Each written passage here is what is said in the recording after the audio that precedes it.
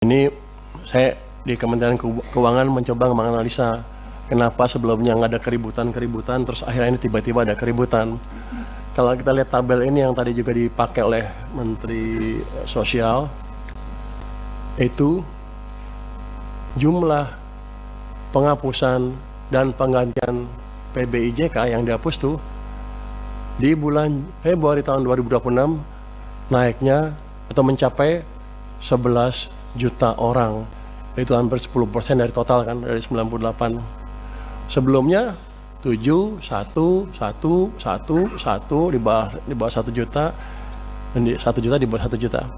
Jadi ini yang menimbulkan kejutan, kenapa tiba-tiba rame di bulan Februari tahun ini menurut dugaan kami ya. Karena sedemikian besar orang yang terpengaruh dan mereka tidak tahu bahwa mereka sudah tidak masuk dalam daftar lagi. Sehingga ya kerasa lah itu. Kalau 10% karena kan kerasa tuh, kalau 1% nggak ribut orang-orang. Begitu 10, hampir yang sakit tuh hampir semuanya kena tuh, dugaan saya ya. Jadi ini yang mesti dikendalikan ke depan. Kalau ada angkanya drastis seperti ini ya di smoothing sedikit lah, di average 3 bulan atau 4 bulan atau 5 bulan terserah, tapi jangan menimbulkan kejutan seperti itu. Bapak, Ibu pimpinan dan seluruh anggota Komisi 8, 9, dan 11 yang saya banggakan, kita semua tentu ingin program JKN ini dapat berjalan efektif sehingga benar-benar manfaatnya dirasakan seluruh masyarakat Indonesia tanpa keributan yang terlalu signifikan, karena uang yang saya keluarkan sama, nggak berubah. Kenapa keributannya beda? Berbagai langkah perbaikan tentunya harus terus dilakukan agar tepat sasaran. Apa? Iya tuh keributan kan. Oh, ribut aja lo. Kan saya hanya diundang ke sini, katanya ada protes di masyarakat ramai. Tadi Bapak Ketua juga bilang ada keributan di masyarakat sedikit. Jadi saya bilang keributan aja lah biar sama bahasanya ya Pak ya. Tapi kita ngerti masalahnya di mana. Jadi dengan sejalan dengan tersebut, upaya perbaikan ketetapan sasaran senantiasa harus mempertimbangkan hal-hal sebagai berikut. Tadi Pak Menkes sudah memberi permintaan berapa bulan, segala bulan. Saya perkuat sedikit deh. Pertama, perubahan data PBIJKN pada prinsipnya merupakan upaya untuk meningkatkan kualitas dan tata kelola program JKN agar lebih tepat sasaran, melindungi masyarakat miskin dan tidak mampu.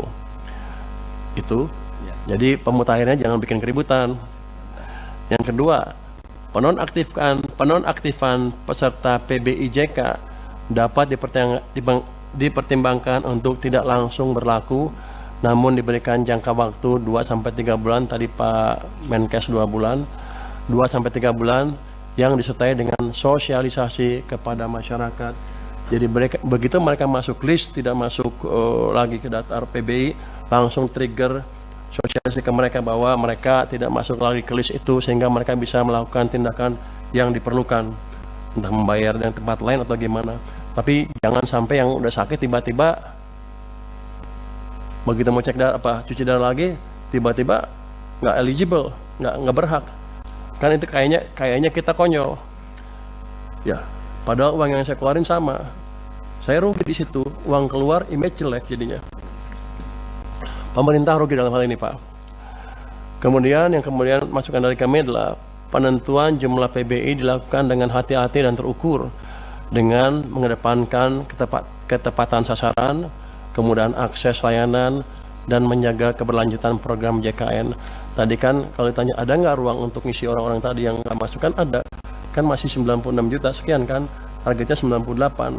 Harusnya kalau prosedurnya clear, nggak ada masalah itu. Jadi masalahnya adalah masalah operasional, masalah manajemen, dan masalah sosialisasi yang harus bisa dibereskan secepatnya.